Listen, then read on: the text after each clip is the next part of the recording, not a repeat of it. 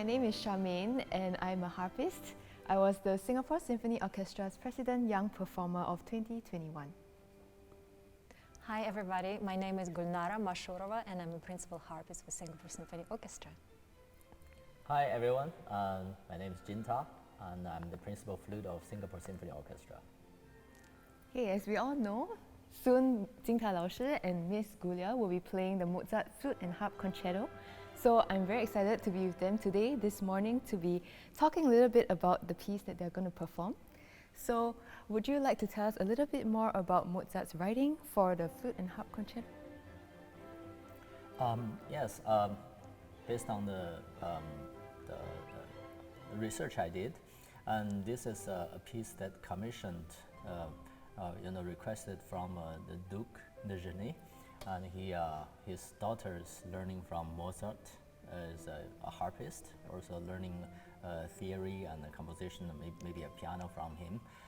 So Mozart wrote this piece in his apartment, or not even an apartment, it's more like a hotel, but it's a property of him.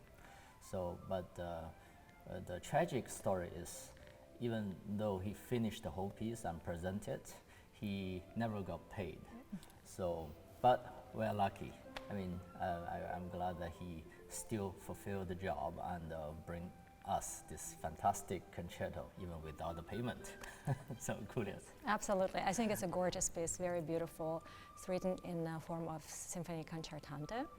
I think it's probably the only one and the most famous piece that was written for harp and flute repertoire. And Mozart wrote this piece in the form of, like he said, plucked piano. It's not very, I would say, comfortable. It's a bit tricky to play. So, but we will try to do our best. And do you think actually Mozart overestimated both father and daughter's playing skills? So according to my research, I think Mozart did not really think very highly of the daughter's playing on the harp, but he did still write a very challenging part, right? for sure, yes. It's quite tricky. How is it tricky and difficult? Maybe you could explain a little bit to our viewers how it's a little bit more challenging on the harp. I think he wrote this part like he would write piano music, so mostly like maybe for 5 or 10 fingers, and we only have 4 fingers to play. So some passages are quite tricky. Yes. So in case our viewers do not know, harpists, we do not use our pinky to play, we only use our first 4 fingers. So it's very different from the way that you would write for piano. But Mozart wrote it very pianistically, and so that's how it's kind of difficult, this concerto for the harp. Okay, so maybe could you tell us a little bit about maybe your working relationship? Usually you both are playing in the orchestra together, but now you both are soloists together. How does that change a little bit in your work towards performing this piece? We're just having fun. One thing very important is I get moved more closer to her when we play. That's true. Usually I'm here and she's further away from the stage. I always enjoy to work with harp. I myself, I do some composition for fun, but I always found if you want a gentler sound with flute as accompaniment or as a duo, piano sometimes the sound is a bit pinchy.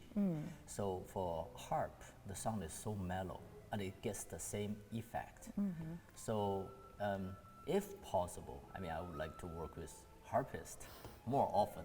But as you mentioned, it's very difficult for harp to actually move the whole piano part and just play. So I guess everything has to be altered a little bit. I think Jinta just had a great point about playing with the harp. I think the timbre of 2 instruments complement each other very well. It just sounds really wonderful. Yeah. Now, if I choose from 3 instruments, piano, harpsichord, harp, definitely harp. Harpsichord is always a little bit small sound, but certainly without pedal, but the sound is also pinchy. Piano, it depends on the school. Usually if a well-trained Russian school pianist, they could really carefully manage the touch, but never can get to the quality as harp, that kind of sound quality. So why do you think that Mozart is the only one, or rather the main person that we play his flute and harp concertos? Do you know any other flute and harp concertos that are in the concert repertoire today? Not for sure. I think maybe there are a few pieces that's written. There are definitely a lot of chamber music that's written for harp and flute.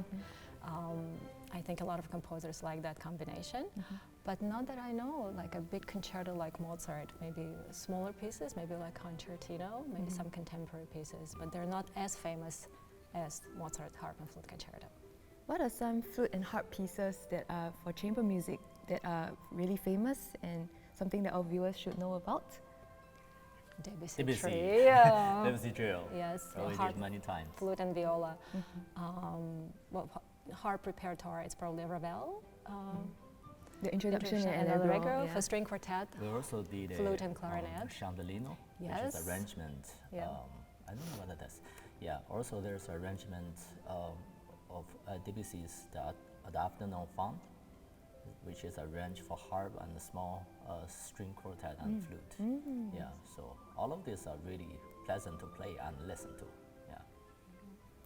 I think the combination is just perfect. And actually, Marie Antoinette, as we all know, she was the famous patron of the harp and harp music because she loved the harp and she played the harp herself. And I think she was quite an accomplished harpist. I think her love for the harp brought other families to learn how to play the harp, and it was also very popular in the middle of 18th century, I think early 19th century. They had harp in every chateau and palace, and they were entertaining people in the evening.